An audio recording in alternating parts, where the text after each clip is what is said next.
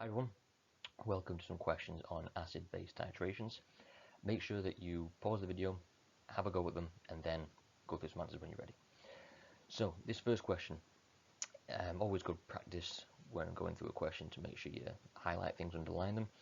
So we are asked as to why a titer is larger than it should be. So by looking at our three statements, if I'm looking at 2 and 3, so 2 conical flasks washed out before each titration, and then the pipette washed out before each titration, that's not going to be effective. It's arguably, good to actually rinse out your equipment because you never know who's using it before you and if they gave it a thorough rinse out and give it a good clean. So 2 and 3 aren't really going to be an issue, whereas 1, filling it completely rather than to the graduation line, that is going to affect your results. So looking down the answers A, B or C, if I'm looking at just 1, that answer would be D. Okay, next one. So this question here, a lot of information. Make sure you spend the time to go through it. Now bearing in mind, it's only 2 marks. So you are going to only have 2 minutes roughly to answer each question, roughly a minute per mark. So you have to read through, you've got the information there. The question is state whether the other students' statements are correct. So the other statements are saying that small amount of solid remained in the weighing bottle and the fact that a small amount of solution remained in the beaker. Now you can't just read those 2 statements and expect to know what's going on. But if you then read through the question, it's obviously setting up a titration, trying to find a known carbonate, etc., etc. So you've got to state whether the student statements are correct, and then how could the procedure be improved? So you're going to have to talk about those 2 statements to get 1 mark. And then your second mark is going to come from saying how you can improve the procedure. So in terms of the first statement, a small amount of solid remained behind, that's not really going to be an issue because you're weighing it before and after effectively. So you're just looking at the difference. So if a bit of solid was left behind, well, as long as you measure it, get the mass of it before and then after, then that's going to be okay. So that's not necessarily much of an issue. The small amount of solution remained behind, that could potentially be an issue if you don't transfer all your solution. You've got a bit left behind in your beaker. That could potentially be a bit of an issue with it. So you need to mention both of those things to get 1 mark. Now in terms of how to improve the procedure, well again this is down to more of a practical based question, making sure it's testing how to carry out titrations and good lab practice with it.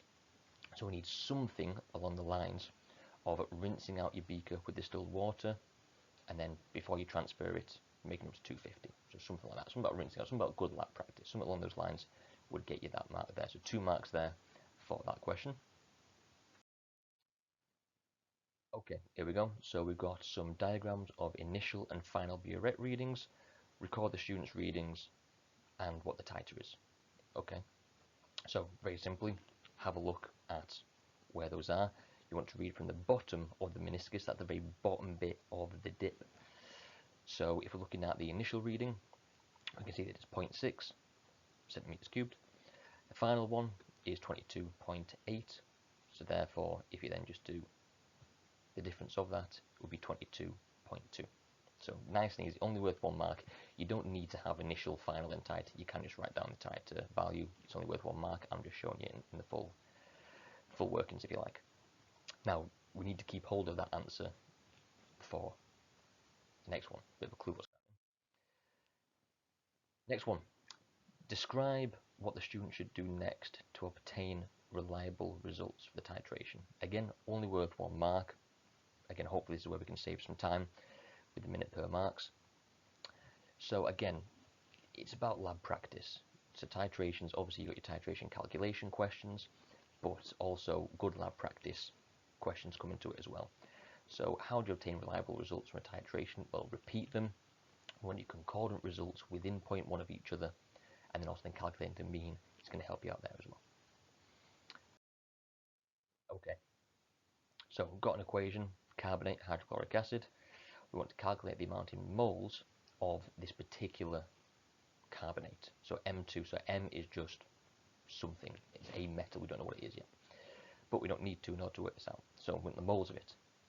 So start off with what we're trying to work out. We're trying to work out the moles.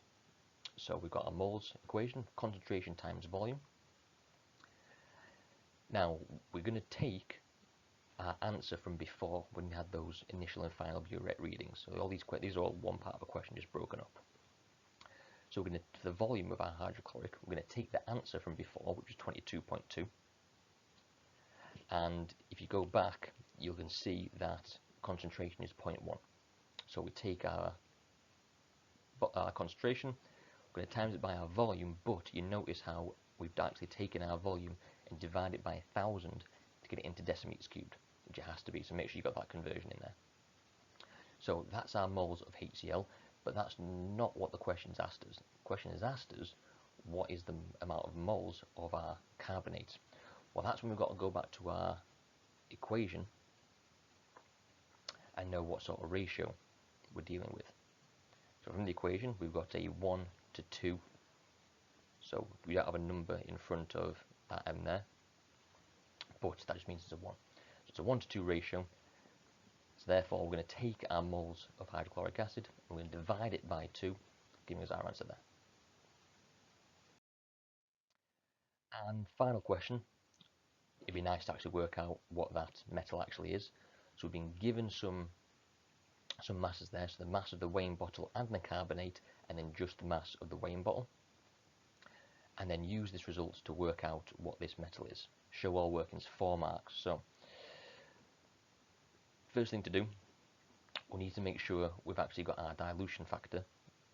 Again, early part of the question, got times up, so making it up. You take 25 centimeter cubed of it, you make it up to 250, quite a standard dilution. So we've got times up by 10, taking that into account. Now we need to work out the identity of our carbonate, of our metal in our carbonate. So we're going to need to work out the molar masses to then look at the periodic table and find out what it is. So we need mass divided by the moles. Now where do we get the mass from? Well, thankfully we've been given some information. So we're going to do 14.92 minus 13.34, gives us 1.58 grams. So we've got that now. That's our mass. Our moles, we've taken that into account. We worked out the moles of our carbonate beforehand, but we didn't take into account the dilution. So we've taken that into account in our first line of working.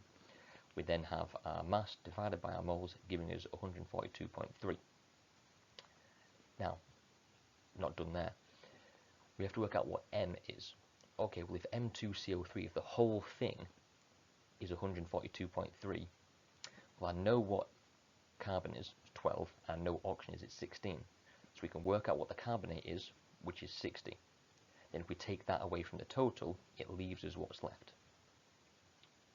But make sure we remember it's M2. So make sure we divide that by 2, which gives us 41.15. We'll look at the periodic table, what's closest thing to that. We find it's potassium. So the formula would be K2CO3. Okay, so those questions for some acid-base titrations. See you next time.